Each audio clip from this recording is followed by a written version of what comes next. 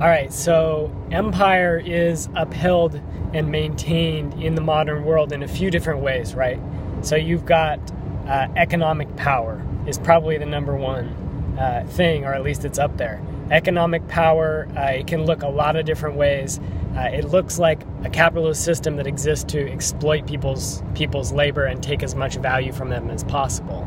Economic power looks like free trade organizations that impoverish the world, lead to more trade, more toxic trade, more environmental problems, generally disadvantaging poor nations in relation to rich ones and poor nations in relation to corporations, international corporations. So economic power operates at a lot of different levels, and it's in place in the financial industry, the global financial industry, organizations like the World Bank and the International Monetary Fund. These type of organizations exist to funnel capital in ways that serve global power and that serve global empire. So now we're seeing, rising. We're seeing these tensions happening on the world stage, for example, between China and the United States, and this is partly an example of escalation because China is getting stronger and stronger, and their economy is booming at the cost of everyone's fucking lungs and life there, as well as the entire planet. But their economy is booming, and they're starting to increasingly threaten U.S. power based on that economic power. So fundamentally, I think we need to understand that modern economics is a form of warfare. It's warfare on the planet, it's warfare on the poor, and it's warfare between global empires seeking to dominate markets, get their goods exported at the best possible price, get imports real cheap, and essentially power the empire just like any empire does. So economic power is a huge one. Next, of course, you have military power. So the situation that's going on in Syria right now with the United States increasingly bombing more and more. You also have Russia in Syria. These global empires are battling it out through these proxy wars, these proxy conflicts, for control of strategic regions on the global scale. So Syria, most people don't think of it as, it's not a huge oil producer such as Iraq. So people like to, we can overlook, there's no anti-war movement like there was when the Iraq and Afghanistan war broke out.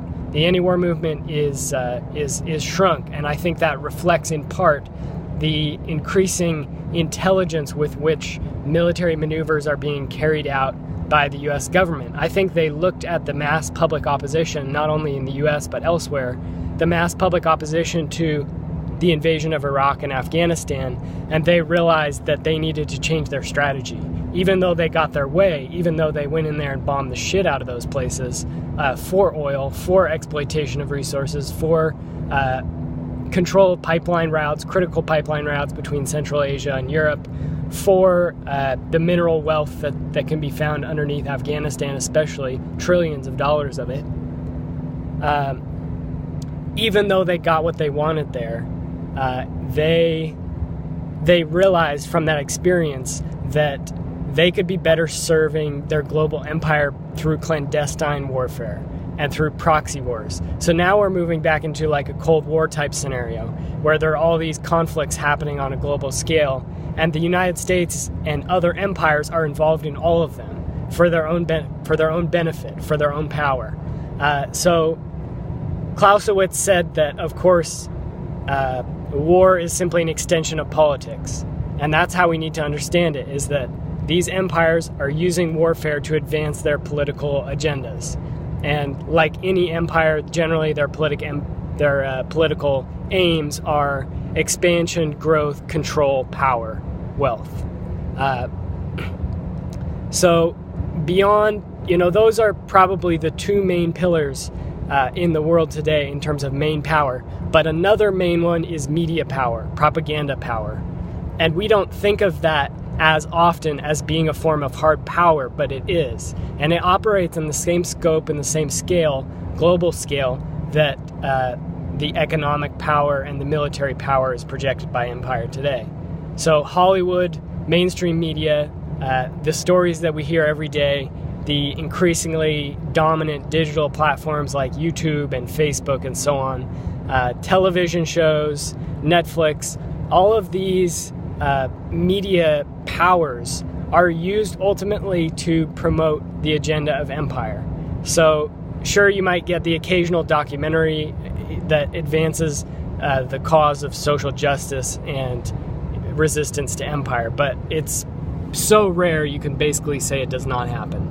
We understand that these mass media globally is controlled by elites. It's controlled by multi-billionaires who are invested in the continuation of the status quo. And once again, the status quo is defined by that economic and militaristic power, domination, and exploitation, which is leading to the death of everything on the fucking planet. So propaganda plays an absolutely key role in this because they can't run their empire without the average person. They need people to run the logging machines. They need people to run the stock tickers. They need people to provide transportation services, to drive the trucks, to operate the ports, to operate the fighter jets, and so on. So the way that they achieve that consent is through propaganda in part. Although again, there's also economic factors there. So when you can create a culture that embraces empire as its basis, then you'll always have plenty of recruits. You'll always have people who are willing to commit atrocities for you and take the fall for you to maintain the power of the empire. So that's basically the situation I think that we're seeing in the world today. And so when people come out with these bullshit solutions around things like solar panels, we need to install solar panels everywhere and get our energy from that, and that will solve all the problems. I'm sorry, but that is absolute bullshit, okay? Most solar panels in the world today are made in China. They're made in massive industrial factories controlled by multi-billion-dollar corporations that are destroying the planet. They're extracting raw resources. They're blowing up mountains. They're creating and maintaining systems of global trade to get these things to their final destinations. Solar panels have nothing to do with the problem that we're facing today. So people need to get this in their head that global warming is a symptom of a deeper problem. Capitalism is a more fundamental layer. It's going one layer deeper. But we also need to understand that socialist nations have, in the modern era, destroyed the planet in the same way that capitalist nations have. Perhaps to a lesser degree, but they have still done it, and they continue to do it. And we can look at China as a negative example of the evolution, quote-unquote, of a socialist nation back into a capitalist nation. And in fact, now it's sort of the proto-capitalist nation that's taking over the planet. That's pushing out the U.S. from its position of global hegemony after decades, right? So, in the modern era, in this past century, we have seen the British Empire come to dominance and then decline. We've seen the United States take global dominance, the tussling with Russia, and now we're seeing the tussling with China as well.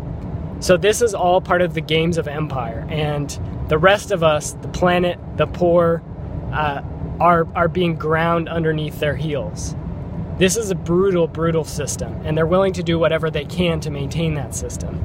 So I'm all in favor of reforms to the system, okay? I'm all in favor of minor reforms to the system. Individual people's lives can be improved. Oppression can be lifted. Excellent things, amazing things can happen because of reform work. But, you need to understand that we need revolutionary change in this country. We need some serious shit to go down. We need these global systems of power, economic, militaristic, propaganda, and so on, to be dismantled. Those systems need to be dismantled. They don't just need to be changed a little bit. They don't just need to be reformed a little bit. They don't need to just be made to look a little better. They need to be taken apart. They need to be destroyed. They need to be prevented from operating on a global scale. So this is my call. I'm just frustrated all the time because there's so much bullshit that I see. There are so many liberals out there masquerading as radicals, pretending that they want real shit like this to go down. But then they come out with this weak shit that is not going to address the real issues that we face. We need serious solutions. We need real talk. We need militarism within our movements. And that doesn't necessarily have to look like violence, okay? Like, this resistance can be done in a non-violent way. And I don't think that it's only going to take that shape, because it always has taken multiple forms throughout history. When people get to the point where they are willing to fight and die for their cause, when they are willing to sacrifice everything because their backs are up against the wall, those people always make choices. And some of those people are going to choose to be nonviolent and participate in confrontational, militant, nonviolent direct action campaigns and community organizing with truly radical goals, truly revolutionary, non-compromising goals. Or some of those people go underground and they choose to do illegal, highly illegal things. They choose to form revolutionary cells, form revolutionary groups. They choose to go out and attack critical targets of infrastructure. They choose to go after the key pillars of the society that they're trying to fight. And I do not see how we are going to get to the world that we need. I do not see how we are going to survive without that level of revolutionary change taking place. So I don't know where to go from there. But, this is what I have been pouring my life into for the past decade, and the level of intensity that people bring to this struggle leaves me disappointed. And it leaves me disappointed in myself at times too, right? Like, I understand we need to take things to the next level. We need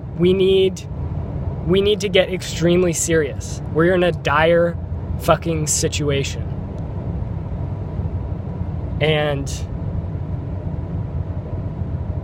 we need to build these truly revolutionary movements that have a chance in hell of achieving this level of goal.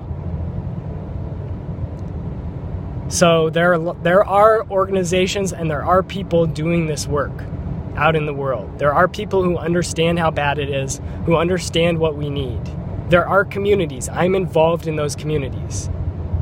There are hundreds and thousands and probably millions of people worldwide who understand the level of revolutionary change that we need. And now what we need to do is get organized and get the level of courage that's necessary to step up and actually get this thing done.